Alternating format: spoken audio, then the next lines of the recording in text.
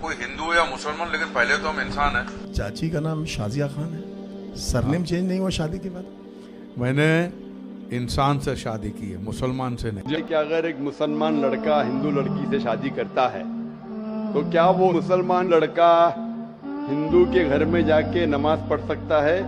اور کیا وہ لڑکی مسلمان کے گھر میں پوجا کر سکتی ہے؟ سب سے پہلے کچھ شرائط ہے ہر چیز کے. آپ اگر گاڑی رکھیں گے اور گاڑی کا ایک پہیہ رکھیں گے، سائیکل کا ایک پہیہ رکھیں گے، ٹریکٹر کا، تو گاڑی چلیں گی کیا؟ یا چاروں سائیکل کر دو یا چاروں ٹریکٹر کر دو. اسی لیے قرآن کی آیت ہے سورہ بقرہ کی سورہ نمبر 2 آیت نمبر 221 میں اللہ تعالیٰ فرماتے ہیں کہ آپ مشرکہ سے شادی نہیں کر سکتے جب تک وہ ایمان نہ لائے. مطلب جو غیر مسلم ہیں اور شرک کر رہی ہے اس سے آپ شادی نہیں کر سکتے جب تک وہ ایمان نہ لائے. اور ایک ایمان لانے والی عورت چاہے کتنی بھی بدصورت ہو وہ ایک مشرکہ سے بہتر ہے. اور آگے آیت کہتی ہے کہ لڑکیاں مشرک لڑکے سے شادی نہیں کر سکتی جب تک وہ ایمان نہ لائے. ایک مومن آدمی چاہے کتنا بھی بدصورت ہو وہ بہتر ہے بنسبت جو شرک کرتا ہے. اس کی وجہ یہ ہے کہ اسلام میں لکھا ہے کہ اگر آپ خدا کے علاوہ کسی کو اور پوچھتے ہیں، کسی اور کی عبادت کرتے ہیں، یہ سب سے بڑا گناہ ہے. اور اللہ تعالیٰ فرماتے ہیں سورہ نساء میں سورہ نمبر 4 آیت نمبر 48 میں اور سورہ نساء سورہ نمبر 4 آیت نمبر 116 میں کہ اللہ سبحانہ و تعالیٰ اگر چاہے تو کوئی بھی گناہ کو معاف کر سکتا ہے، لیکن شرک کو کبھی نہیں معاف کرے گا. اگر ایک انسان مشرک جیسا مر گیا تو اللہ تعالیٰ کبھی بھی اسے معاف نہیں کر سکتا. جس نے ہمیں زندگی دی، جس نے یہ ساری چیزیں ہمیں دی دنیا میں، اگر ہم اس کو گالی دیں گے، اس کے علاوہ کسی اور کی عبادت کریں گے، یہ شرک ہوا. تو اسی لیے اسلام میں اجازت نہیں ہے کہ ایک مسلم لڑکا یا لڑکی کوئی مشرک لڑکا یا لڑکی سے شادی کرے. یہ اجازت نہیں ہے. جہاں تک کہ سوال ہے کہ ایک عام مسلمان ہندو گھر میں نماز پڑھ سکتا ہے، اگر اس کے سامنے کوئی مورتی نہیں ہے تو وہ نماز کہاں بھی پڑھ سکتا ہے اگر جگہ صاف ہے.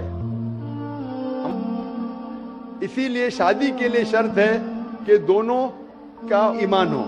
اور اگر آپ ہندو مذہب پڑھیں گے تو ہندو مذہبی کتاب میں بھی یہی لکھا ہے جو میں نے پہلے پیش کیا. پہلا جو سوال تھا بھائی صاحب کا، اور میں نے کہا کہ ہندو مذہب میں بھی یہی لکھا ہے نا تس پتیماستی، اس ایشور، اس بھگوان، اس خدا کا نہیں، کوئی مورتی نہیں، کوئی فوٹوگراف نہیں، کوئی پینٹنگ نہیں، کوئی پورٹریٹ نہیں، کوئی آئیڈل نہیں، کوئی اسٹیچو نہیں. اگر یہ مان لے کہ کم از کم جو یکساں ہے ہندو اور اسلام کے مذہبی کتاب میں، کم از کم اس کے اوپر عمل کرے تو اکثر ہمارے مشکلات دور ہو جائیں گی. جو یکساں نہیں ہے اس کو کل ڈسکس کر سکتے.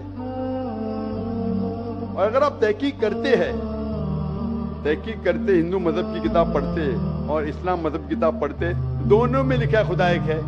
دونوں میں لکھا ہے کہ خدا کا کوئی بت نہیں ہے.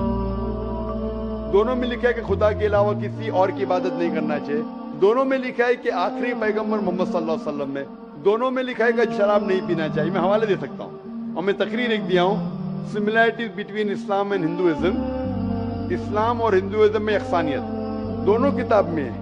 آپ اگر پڑھیں گے قرآن مجید میں سورہ مائدہ سورہ 5 آیت نمبر 90 میں لکھا ہے کہ شراب پینا حرام ہے. اب Manusmriti chapter number 9 verse number 225 پڑھیں گے، اس میں لکھا ہے کہ شراب پینا حرام ہے.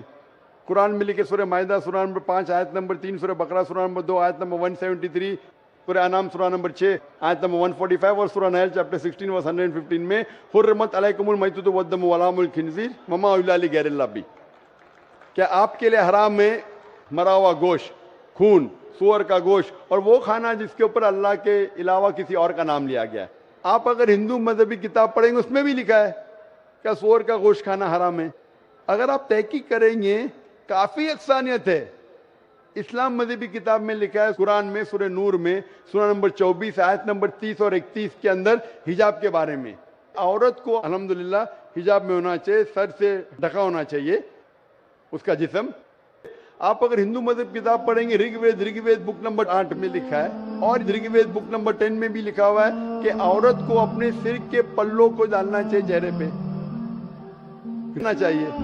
तो और इस्लाम मजहब में जो मजहबी किताब में लिखा है, लेकिन अफसोस की बात है कि मजहब के ठेकेदार ये चीज का जिक्र ही नहीं करते। क्यों? इसीलिए मैं हवाले देता हूँ। मैं कोई आलिम नहीं हूँ, मैं कोई पंडित नहीं हूँ, मैं अपने आप को तालिब इल्म कहता हूँ, लेकिन मैं हमेशा हवाला देता हूँ। तो किसी को भी शक है, किसी को भी शुबा है, तो घर पे जाके चेक कर सकता है, या इंटरनेट पे जाइए, आप टाइप करो, वेद भी इंटरनेट के ऊपर है, कुरान भी इंटरनेट के ऊपर है, टाइप करो, रेफरेंस टाइप करो, आपको हवाला मिल जाएगा।